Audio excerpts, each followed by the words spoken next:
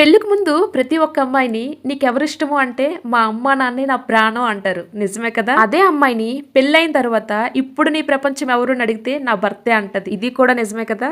అదే అమ్మాయిని పిల్లలు పుట్టిన తర్వాత ఇప్పుడు నీ ప్రపంచం ఎవరో చెప్పు అని అడిగితే నా పిల్లలే అంటది. ఇది కూడా నిజమే కదా? ఇంతకీ అమ్మాయికి అమ్మా నాన్న ఇష్టమా, హస్బెండ్ ఇష్టమా, పిల్లలు ఇష్టమా?